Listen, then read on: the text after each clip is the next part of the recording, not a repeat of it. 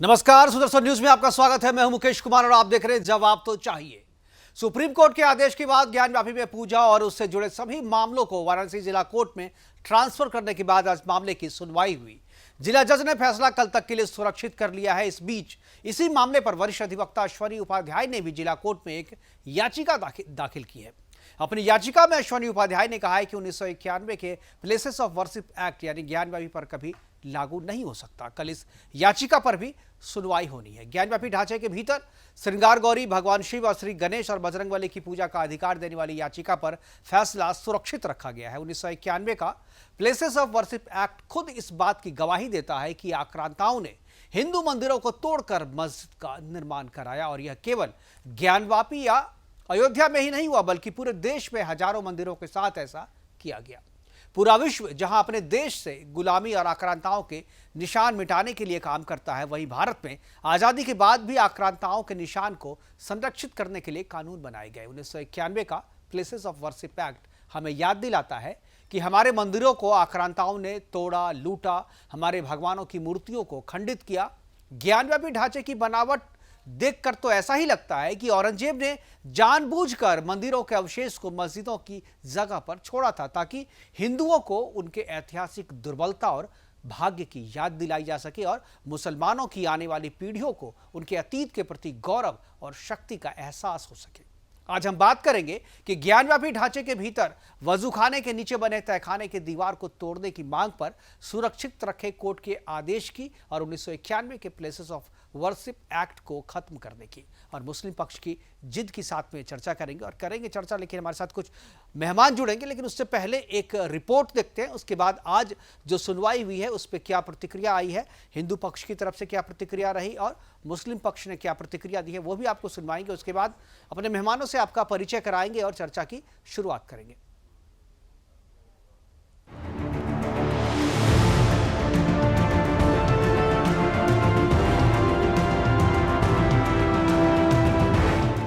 वाराणसी जिला अदालत ने सोमवार को काशी विश्वनाथ मंदिर के ज्ञानवापी परिसर मामले में दलीलों की सुनवाई पूरी की और फैसला मंगलवार तक के लिए सुरक्षित रख लिया। जिला जज A.K. विश्वेश ने मामले में एक सिविल मुकदमे की सुनवाई की। गोपनीयता के साथ अदालत की कार्यवाही करीब 40 मिनट तक चली, जहां हिंदू पक्ष ने पूजा स्थल 1991 अधिनियम को रद्द करने की मांग की, तो वहीं मुस्लिम पक्ष के वकीलों ने मामले को रद्द करने का तर्क दिया। सुप्रीम कोर्ट ने ज्ञानवापी परिसर मामले को सिविल जज से जिला जज को ट्रांसफर कर दिया था। इसके कुछ दिनों बाद वाराणसी की अदालत ने सोमवार दोपहर दिल्ली की हिंदू महिलाओं की तरफ से दायर मुकदमे की सुनवाई शुरू की। पुलिस ने कहा कि इसी बीच मामले की सुनवाई के दौरान गोपनीयता बनाए रखने की बात कही गई। 19 वकीलों और 4 याचिकाकर्ताओं समेत केवल 23 लोगों को ही कोर्ट रूम के अंदर जाने की अनुमति दी गई। पूर्व कोर्ट कमिश्नर अजय मिश्रा को भी कोर्ट के अंदर नहीं जाने दिया गया। वहीं हिंदू याचिकाकर्ताओं ने अदालत से अपनी सुनवाई में मस्जिद परिसर की सर्वे रिपोर्ट के साथ तस्वीरें और वीडियो शामिल करने की अपील की। Bureau report, Sudarshan news.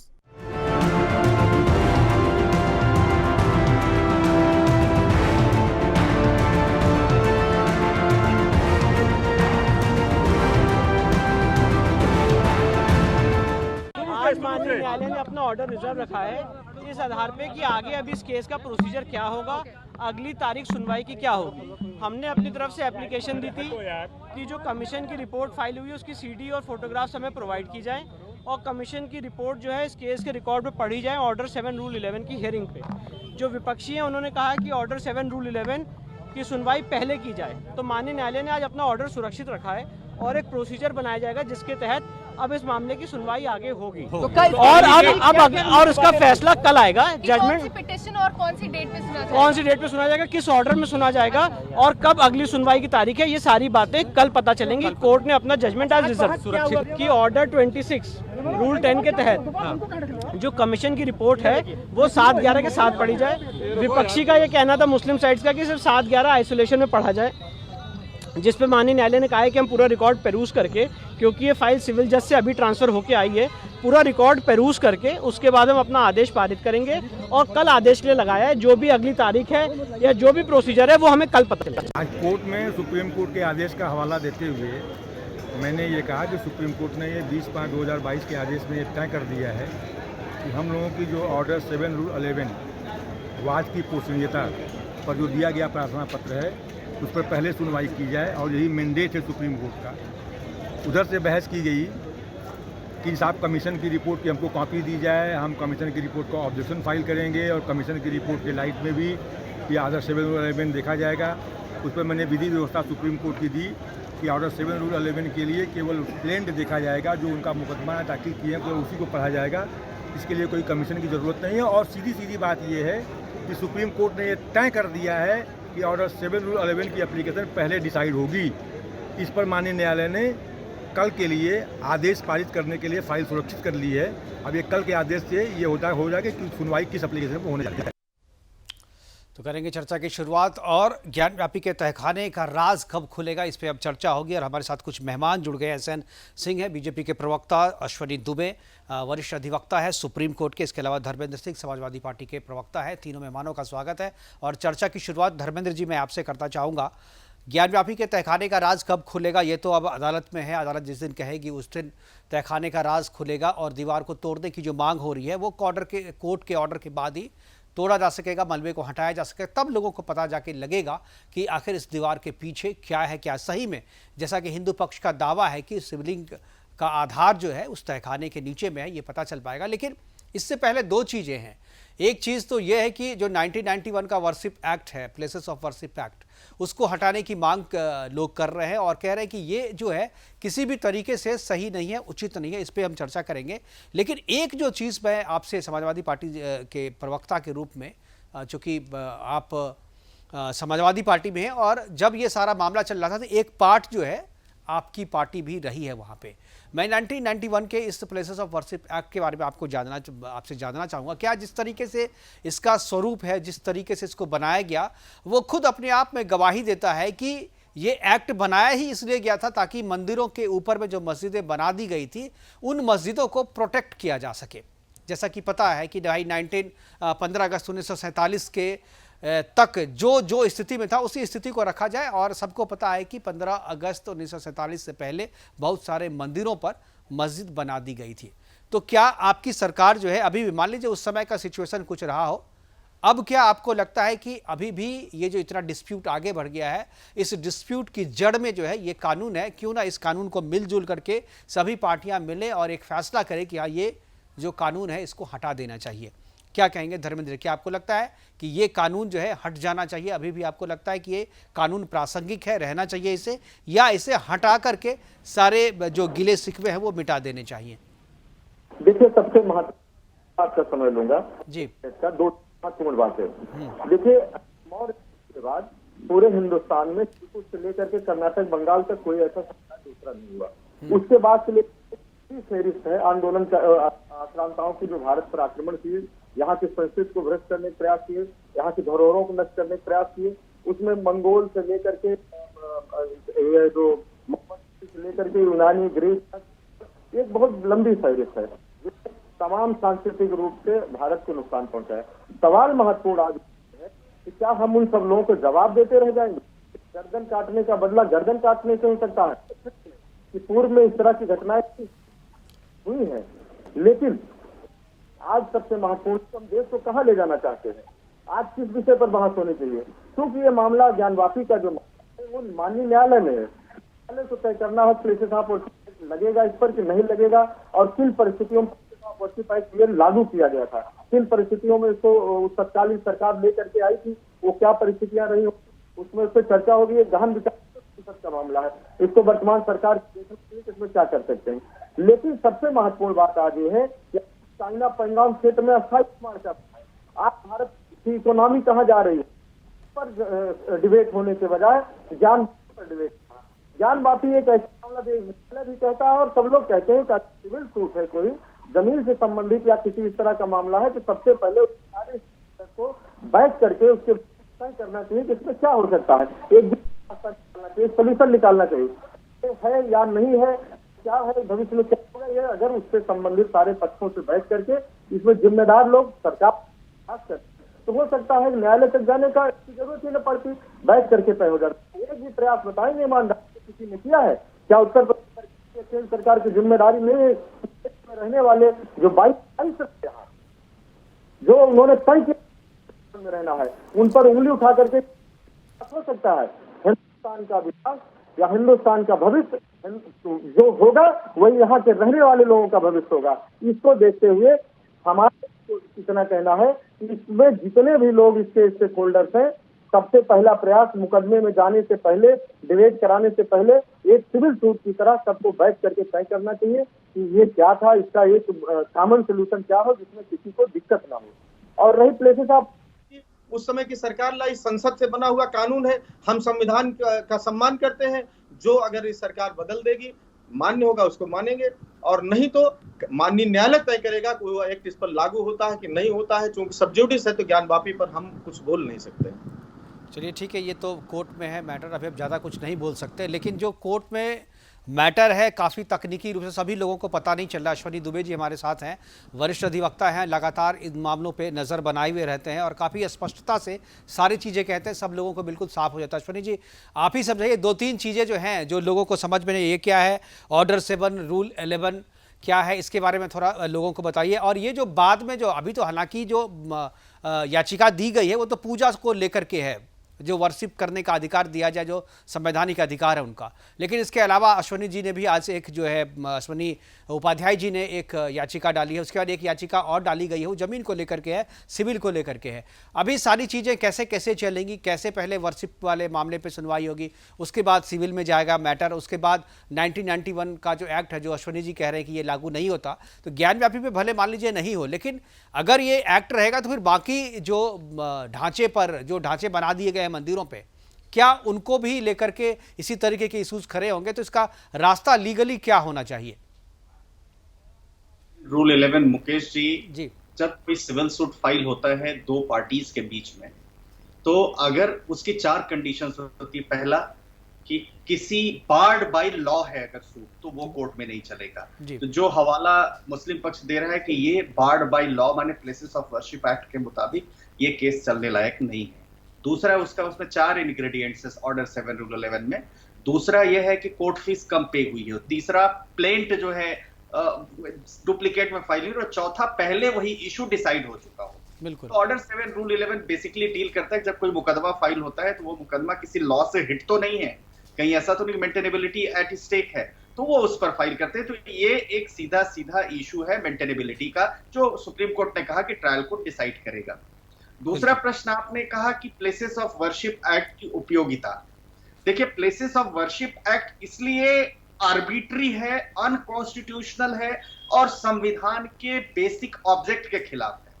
उसके 3 विषय मेरे पास है, 3 पॉइंट है। पहला कि जो पिलग्रिमेज है वो स्टेट का सब्जेक्ट है संविधान के मुताबिक, जो संविधान के अनुच्छेद 246 में शेड्यूल 7 लिस्ट 2 एंट्री 7 वो कहता है पिलग्रिमेज स्टेट सब्जेक्ट है other than pilgrimages to places outside India. माने भारत के बाहर के पिलग्रिमेजेस को छोड़ करके जितना धार्मिक स्थान है उन धार्मिक स्थान का नियंत्रण, उसको लेकर नियम बनाना, उसको मेंटेन करना और उसके बीच में कैसे वो स्मूथली फंक्शन करेगा, ये प्योरली जो विषय है वो राज्य का है। तो सेंट्रल गवर्नमेंट की पावर्स अगर संविधान के मुताबिक देखें तो राज्य के डोमेन में पिलग्रिमेज को लेकर लॉ बनाने की नहीं है। पहला पॉइंट नंबर 1। बिल्कुल। दूसरा, जो प्लेसेस ऑफ वर्शिप, जो पूजा के स्थान देश के बाहर हैं, जैसे मानसरोवर, कैलाश मानसरोवर की यात्रा होगी, जैसे हज की यात्रा होगी, वो सेंट्रल की लिस्ट में, यूनियन की लिस्ट में है।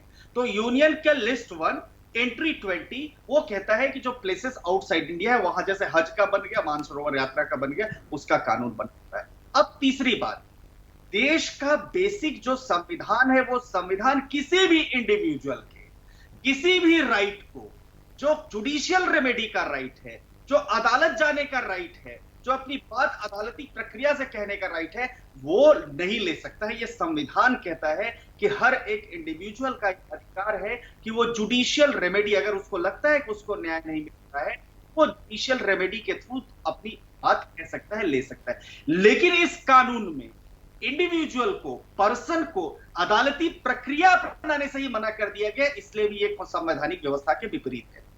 एक और सबसे बड़ी बात, बिल्कुल, जो ये प्लेसेस ऑफ वर्शिप एक्ट है। प्लेसेस ऑफ वर्शिप एक्ट कोई भी स्ट्रक्चर 1947 से पहले क्या एग्जिस्ट करता था उस पर 1947 से पहले अगर हम आदि विश्वेश्वरा के टेम्पल के बारे में बात करें तो वहां पर यह यूनिवर्सल फैक्ट है कि वो लॉर्ड शिवा का मंदिर था। और लॉर्ड शिवा का मंदिर होने के मतलब यह है 5 कोस का एंटायर जो एरिया है, जो रिलीजियस कैरेक्टर है उस प्लेस ऑफ वर्शिप का, तो वो जो आदि विश्वेश्वर ज्योतिर्लिंग उनकी जो पूजा है वो 5 कोस का एंटायर एरिया सेक्रेड है डेवोटीज के लिए, लॉर्ड विश्वेश्वर के लिए। और वो पूरा एरिया इसेंशियल और इंट्रिकल पार्ट है किसका, पूजा करने का, जहां डेटी रहते हैं। तो वहां पर किसी दूसरे धर्म के लोगों का वो ले लेना, यानी वो बेसिक रिलीजियस कैरेक्टर और जो जिस लिए उस मंदिर की स्थापना हुई थी उसके विपरीत है। अब प्लेसेस ऑफ वर्शिप एक्ट के दूसरे तरफ अगर हम आ जाएं तो हिंदू, जैन, बुद्ध, सिख का भी एक अधिकार है प्रोफेस करने का, प्रैक्टिस करने का, प्रोपोगेट करने का धर्म। और वो स्क्रिप्चर्स के मुताबिक जो व्यवस्थाएं, उस व्यवस्थाओं के मुताबिक जैसी पुराने से चली आ रही सनातन परंपरा या बौद्धों की जो परंपरा उसके हिसाब से पूजा करते हैं। लेकिन ये एक्ट उसके उनके उस पावर को ट्रांसग्रेस करता है, लेता है। अब अच्छा, चौथा, जब पार्लियामेंट में कोई कानून बनता है तो state governments equal stakeholder होती है, बिल्कुल, तो वहां पर डिबेट होती है। तो इस मुकदमे में अगर हम देखें तो कोई डिबेट नहीं हुई और स्टेक होल्डर्स से कोई कंफर्मेशन नहीं ली गई। बिल्कुल, ये सीधे थोप दिया गया। बिल्कुल, 3 पन्ने का ये एक्ट है। एक पन्ना प्रेम्बल की बात करते हैं, ये दूसरा पन्ना और एक तीसरा पन्ना, सिर्फ 3 पेज का एक्ट है। बिल्कुल। तो जो बेसिकली डॉक्ट्रिन है किसी भी लॉ का, जो कहता है कि हार्मोनियस कंस्ट्रक्शन, जो दिल्ली और केंद्र शासित दिल्ली और सरकार, केंद्र सरकार के बीच में भी doctrine of harmonious construction decide हुआ है, उसके भी विपरीत है कि सेंटर ने स्टेट की पावर को इग्नोर करते हुए स्टेक होल्डर के लिए कानून बनाया। और सबसे उसके बियॉन्ड ये है कि आर्टिकल 14 जो सोल है भारत के संविधान का, आर्टिकल 21 जो सोल है भारत के संविधान का, आर्टिकल 25, 26, 29 जो सोल है भारत के संविधान का, उस सबके विपरीत होते हुए और हिंदुओं, बौद्धों, सिखों की शक्तियों को वो ले लेता है। इसलिए ये एक्ट बिल्कुल मतलब पूरा जो विवाद है इस एक्ट को लेकर के है और एक्ट कहीं स्टैंड नहीं करता है, अपने आप में बाइस्ड है, एक तरफा है, खत्म इसे कर दिया जाना चाहिए। एसएन सिंह हमारे साथ हैं, बीजेपी के प्रवक्ता। हालांकि बीजेपी पे ये आरोप अभी समाजवादी पार्टी के प्रवक्ता ने लगाया कि इशूज जो है महंगाई है, इशूज और भी है, बेरोजगारी है, लेकिन बात सिर्फ ज्ञान व्यापी और जो मंदिरों की और मस्जिदों की होती है और बीजेपी हमेशा जो है इसी तरीके से मुद्दे को डाइवर्ट करती है। हालांकि अभी जो पेट्रोल की कीमतें कम की गई इसके बारे में उन्होंने, समाजवादी पार्टी के प्रवक्ता ने कुछ भी नहीं कहा। मैं चाहूँगा एसएन सिंह जी आप जवाब दें जो आरोप लगाया गया है बीजेपी पे, उसके बाद वापस मैं अश्वनी जी के पास जाऊँगा। कुछ सवाल मेरे पास और भी हैं जो हमारे दर्शक जो हमारे ने भेजा है हमारे पास, मैं उनके जवाब भी जो है मैं अश्वनी जी से लेना चाहूँगा। लेकिन एसएन सिंह जी पहले मैं चाहूँगा। अश्वनी जी वैधानिक चीजों की जानकार हैं, अच्छी जानकारी उन्होंने दिया। सरल शब्दों में मुकेश जी मैं कहूंगा कि अभी ये मैटर कोर्ट में चल रहा है और देश जो है वो कानून से चलेगा, संविधान का पालन सबको करना चाहिए। भारतीय जनता पार्टी चूंकि नैतिक मूल्यों की राजनीति करती है, संविधान को मानती है, कानून को मानती है, जो भी निर्णय होगा मान्य होगा। मुकेश जी मैं एक चीज कहना चाहूंगा बड़े सरल शब्दों में, देखिए एक तरफ सैकड़ों सबूत हैं, दूसरी तरफ झूठ की एक दीवार है जो मुझे लगता है जल्द ही टूट जाएगी। आप देखिए मुकेश जी, ये सब लोग जानते हैं कि औरंगजेब एकाताई था और उसने तोड़ा एक सबूत। दूसरा, नंदी ये नहीं कि केवल वहां पे स्थापित कर दी गई, पूरी दुनिया में नंदी का मुंह भगवान शिव की तरफ होता है मुकेश जी। तीसरा, कोई भी ऐसा मस्जिद दुनिया में नहीं पाया जाएगा जिसका नाम ज्ञानवापी जो हिंदू नाम पे रखा गया हो और हिंदू देवी देवताओं के चित्र मिलते हैं। ये सत्य ऐसे ही है जैसे सूर्य और टार्च। बड़े सरल शब्दों में कहा जाए कि बहुत दिन तक भगवान सूर्य यही है, लेकिन सूर्य जब उदय होते हैं तो टार्च की रोशनी फीकी पड़ जाती है। आप देखेंगे मुकेश जी, जो सत्य पे पर्दा डालने का कार्य कुछ समय तक किया गया वो समय अब समाप्त होने वाला है और सत्य यही है, शिव ही सत्य है, भगवान शिव की नगरी काशी है और भारतीय जनता पार्टी प्रतिबद्ध है भगवान शिव के लिए कार्य करने के लिए, काशी के विकास के लिए, मथुरा के विकास के लिए, अयोध्या के विकास के लिए। मुकेश जी, अभी समाजवादी पार्टी के भाई ने जो कुछ भी आरोप लगाया उस पर एक अलग से डिबेट रख लिया जाएगा और निश्चित तौर पर उन मुद्दों को लेकर चुनाव में वो जनता के बीच में गए थे, लेकिन जनता ने जाना कि अपनी सरकार में सिर्फ झूठे कार्य किए, पर्ची पर सरकार चलाए, परिवार का पेट भरे, प्रदेशों में दंगे और लूटमार होते रहे, बदायूं बुलंदशहर के रेप हुए, मऊ मुजफ्फरनगर के दंगे हुए, इसलिए उनको नकारा और भारतीय जनता पार्टी को स्वीकारा।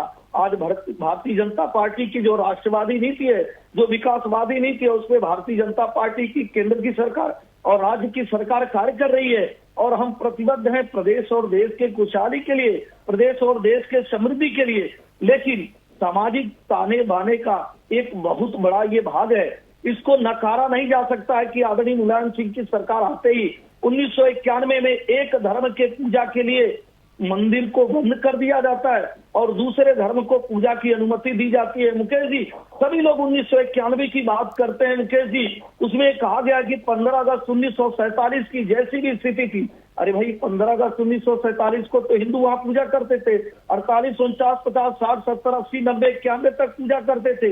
लेकिन समाजवादी पार्टी की सरकार आते ही वोटों की तुष्टीकरण के लिए, वोट की राजनीति के लिए हिंदुओं को वहां पूजा पाठ के अधिकार से वंचित करके एक धर्म के लोगों को पूजा पाठ करने दिया गया।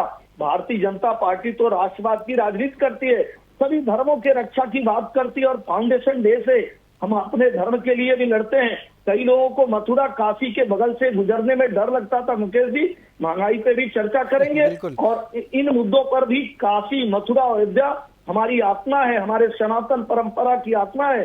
भारतीय जनता पार्टी लगातार उसके लिए लड़ाई लड़ती रहेगी। एहसान सिंह जी, यही जो आप बोलते हैं ना, इसी से विपक्ष को डर लगता है, वही आरोप लगाते हैं। और मुस्लिम पक्ष का भी यही कहना है कि अभी तो ज्ञानवापी की बात कर रहे हैं, जब ये मामला हो जाएगा तो फिर ये मथुरा चले जाएंगे, फिर बोलेंगे फिर आगे जाकर के आपने भोजशाला में खरीद दिया है। तो हम ये सारी चीज काबा का विकास अगर हम कर रहे हैं, काबा भेजने की तैयारी कर रहे हैं, तो निश्चित तौर पर हमारे धर्म की जो आत्मा है, जो भारत की आत्मा है, उसके भी विकास का कार्य हम ही करेंगे। मुकेश जी जी, धर्मेंद्र जी, क्या जवाब है आपके पास? जो पेट्रोल और डीजल की कीमतें कम की गई हैं, उससे जो महंगाई पे असर पड़ा है, वो चीज़ें आप जो है भूल गए और अभी भी लेकर के वही आप आक्षेप लगा रहे हैं जो हमेशा इससे पहले लगाते थे। तो जब सॉल्यूशन हो जाए तो उसको भी स्वीकार करना चाहिए ना? नहीं, मैं बिल्कुल स्वीकार कर रहा हूँ। मैं कह रहा हूँ थोड़ा पीछे जाए। 1-2 माह पहले पेट्रोल और डीजल कीमतें क्या थी? 2 माह में 10 रुपए बढ़ाए और 7 रुपए कम कर दिए। तो पेट्रोल डीजल की कीमतों में कहाँ कमी आई? महत्वपूर्ण विषय यहाँ जो जिस पर डिबेट कर रहे हैं, जिस तरह से हमारे भारतीय जनता पार्टी के आदरणीय प्रवक्ता जी बोल रहे थे कि हमारा ये है, आज जो स्थिति क्राइम की है, हमारी समाजवादी पार्टी की बात कर रहे थे, क्राइम की क्या स्थिति? पूरे उत्तर प्रदेश के अंदर रोज हत्याएं हो रही है, बड़ी बड़ी हत्याएं हो, हाथरस का कांड। धर्मेंद्र जी, मामला ज्ञानवापी पे है तो आप उसी ज्ञानवापी पे ही बात करें। मैं उसी पर आ रहा हूँ। अभी हमारे विद्वान अधिवक्ता आदरणीय सुनील द्विवेदी जी करें, मैं अधिवक्ता तो नहीं हूँ, लेकिन शायद पार्लियामेंट के इसी 246 आर्टिकल 4 में लिखा है, parliament has power to make the law with respect of any matter of any part of territory of India including the state. नाइट वाइज लिख करने के बाद such matter is matter enumerated in the state list, जो state list में है उस पे भी। लेकिन विषय यहाँ ये नहीं है, विषय ये है कि यदि ये 91 में तो बना इसका था, विरोध तो अश्वनी जी ने किया नहीं, आप जो कह रहे हैं। मैं नहीं कह रहा हूँ, नहीं, अभी कानून कह रहे हैं तो कानून के बेहतर जानकार है, मुझे उस पर विषय नहीं। महत्वपूर्ण है, अगर ये अवैधानिक था कानून, तो अब तक भारतीय जनता पार्टी की सरकार केंद्र की और उत्तर प्रदेश की क्या कर रही थी? कारण सबसे महत्वपूर्ण इनकी नियत में खोट है, ये इसका राजनीतिकरण करना चाहते हैं। मैंने कहा एक भी प्रयास भारतीय जनता पार्टी की दोनों सरकारों द्वारा, क्या दोनों जो उसमें पक्ष हैं, जो स्टेक होल्डर्स हैं, उनको बैठा करके बात करने की, बातचीत के माध्यम से हल करने का कोई प्रयास किया गया?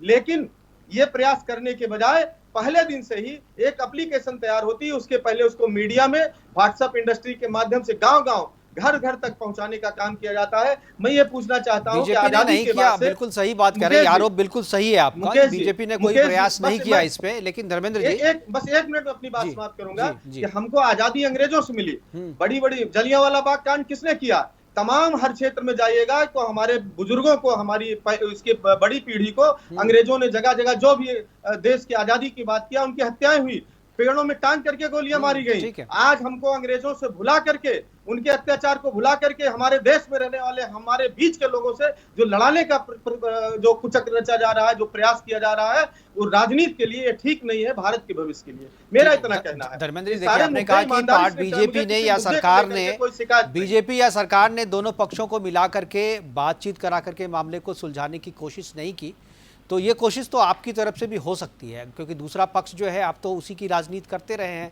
समाजवादी पार्टी। हम प्रदेश के एक एक व्यक्ति की राजनीति करते हैं, बेरोजगार की राजनीति जी इनसे बताइए, जब मऊ में दंगा होता है, आदरणीय मुलायम सिंह सरकार में रहते हैं, 5 दिन तक सरकार के नाक के नीचे 300 असलहों के साथ मुख्तार अंसारी को छोड़ दिया जाता है एक धर्म पे अत्याचार करने के लिए। क्या संविधान में लिखा है कि आप एक धर्म के साथ रहेंगे? मुजफ्फरनगर में ठीक है, ये डिस्कशन यूपी के लॉ एंड ऑर्डर पे नहीं हो रहा है एसएन जी। मैं भटकना नहीं चाहता एसएन जी, धर्मेंद्र जी एसएन जी।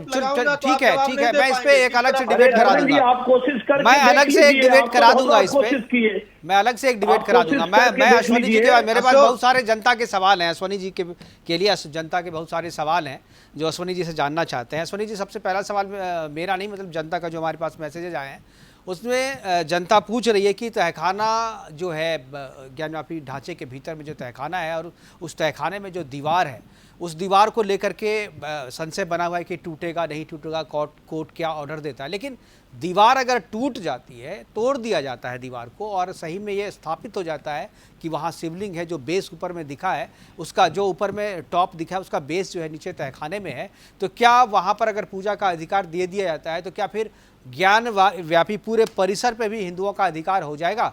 ये पूछ रहे हैं। हालांकि क्वेश्चन जरा अजीब है, लेकिन मैं चाहूँगा कि आप अपने तरीके से जो है इसका जवाब दें। जी मुकेश जी, ये जानता हूं कि हर व्यक्ति का अदालत में जाने का अधिकार है और रूल ऑफ लॉ से ये देश चलता है जी। और अदालत में यह साबित हो जाता है कि ये जमीन जो आदि विश्वेश्वरा की है, ये जो पूरा का पूरा स्ट्रक्चर है, तो मैं समझता हूँ उसके जो लीगल एंटाइटल्ड लोग हैं उनको देने में कोई बुराई नहीं है। Forcible conversion, forcibly taking over the position और through process of law taking over the position, दोनों में अंतर है। जब हमारे देश में ऑलरेडी एक स्टैट्यूट है जो लॉ है और अगर अदालतें साबित कर देती हैं तो मैं समझता हूं कि इसको लेने में कोई बुराई नहीं है। अच्छा, जो लोग बार बार कहते हैं कि हजारों मुकदमे ऐसे खुल जाएंगे, अरे ट्रायल कोर्ट्स में तो वैसे भी हजारों मुकदमे पड़े हुए हैं, 2000 4000 मुकदमे और जल जाएंगे। बिल्कुल, लाखों मुकदमे हैं जी, बिल्कुल। लेकिन अदालत उसको तय करेगी ना, आदमी तो तय नहीं करेगा,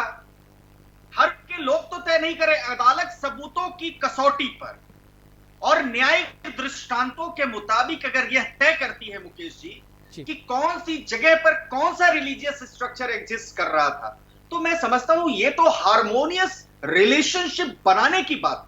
बिल्कुल। तीसरा, जो तहखाने की बात हो रही, देखिए कुछ एडमिटेड पोजीशन है जो हमें मानना पड़ेगा। एडमिटेड पोजीशन ये है कि वो वहां पर काशी विश्वनाथ का टेंपल था। बिल्कुल। एडमिटेड पोजीशन ये है कि उस विश्वनाथ टेंपल का एक हिस्सा मंडप जो है कोर्टयार्ड में ज्ञानवापी में अभी भी हिंदूज के पोजीशन में है। एडमिटेड पोजीशन ये है कि कंस्ट्रक्शन जो रेज हुआ था कॉलम्स के ऊपर और उस प्राचीन मंदिर के ऊपर औरंगजेब के कहने पर, उसका प्रमाण जो है कलकत्ता में म्यूजियम में मौजूद है। एडमिटेड पोजीशन यह है कि माता श्रृंगार गौरी की पूजा बहुत सदियों से चली आ रही है वहां पर, 1991 में सडनली बंद हुई। एडमिटेड पोजीशन यह है कि वो इनविजिबल डेटी है और वहां पर ज्योतिर्लिंग है जिनका लॉर्ड विश्वेश्वरा ने स्वयं उसको वहां पर स्थापित किया था। और एडमिटेड पोजीशन यह जो वेस्टर्न हॉल है मंदिर का, वो जो है अगर हम देखें तो वो साफ तौर पर करता है डेब्रिज जो पड़ी हुई है कि किस तरीके से उसको हटाया गया। एडमिटेड पोजीशन नंदी जी है जो बार बार लोग आर्ग्यूमेंट कर रहे हैं। एडमिटेड पोजीशन ये है कि इस तरह की जो बिल्डिंग्स हैं उनके ऊपर मास्क कभी नहीं बनता है। तो ये तो सारी की सारी एडमिटेड पोजीशन है। तो मैं हिस्टोरिकल फैक्ट है और आज से नहीं सदियों से हिस्टोरिकल फैक्ट है। तो जब अब ये हिस्टोरिकल फैक्ट ऑलरेडी यहां पर है, जो सुप्रीम सोल लॉर्ड शिवा हैं, जिनके बारे में स्कंद पुराण के चैप्टर 99 पेज 929 वर्ष 9 में इति गौरीतम श्रुत्वा प्रत्युवाच पीनकाधुक्त पंचकोशीर परिमाणे क्षेत्रे स्मृत मुद्दे सदिनी, माने वो goddess, there is not even a smallest area without influence of linga and 5 kos. बिल्कुल। Circle of Avimukta area. एक सवाल और भी बड़ा इंटरेस्टिंग आया है अश्वनी जी, वो भी आप ही से पूछ रहे हैं। वो कह रहे हैं कि अगर ये साबित हो जाता है कि तहखाने की दीवार के पीछे विश्वेश्वर भगवान विश्वेश्वर हैं और उसके बाद पोजीशन जो है हिंदू पक्ष को मिल भी जाता है, तो क्या सजा मिलेगी? केवल पोजीशन मिलेगी या सजा मिलेगी दूसरे पक्ष को, क्योंकि उन्होंने इतने दिन तक जो है जबरदस्ती इस पे कब्जा करके रखा था? देखिए, एक ब्रदरहुड की डिमांड ये होती है कि आपसी भाईचारे से चीजों को निपटाएं, बजाय कि किसी को।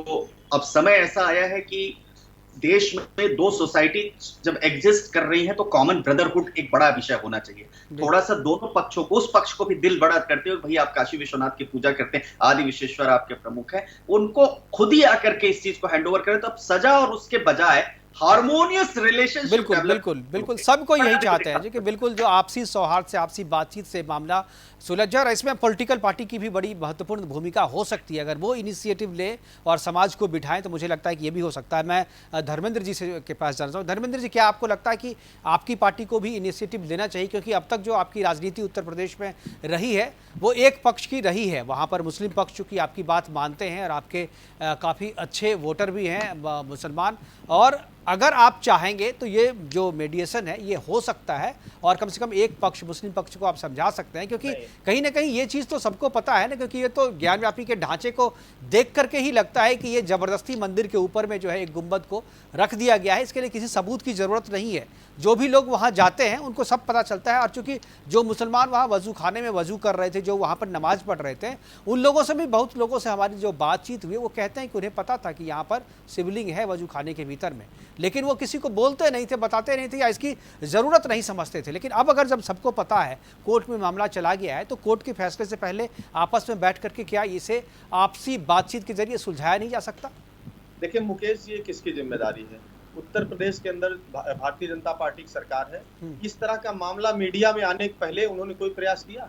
ये उन लोगों से बात करते, उसमें किसी राजनीतिक पार्टी की जरूरत नहीं थी। पहले दोनों लोगों को, जो वहाँ के धार्मिक हिंदू धर्म के पुजारी हैं और जो वहाँ पर मुस्लिम पक्ष के जो वहाँ पर वजू या जो भी वहाँ नमाज पढ़ते हैं, उन दोनों लोगों के बीच, या उनके जो मुतवल्ली हैं और हिंदू पक्ष के जो है, ये सारे लोग बैठ करके आपस, जिस तरह से जमीन का के मुकदमे होते हैं, तो सबसे पहले प्रयास ही होता है कि अपना लोकल स्तर पर, गांव की जमीन है तो गांव स्तर पर, पंचायत इसीलिए है, बैठ करके तय करें।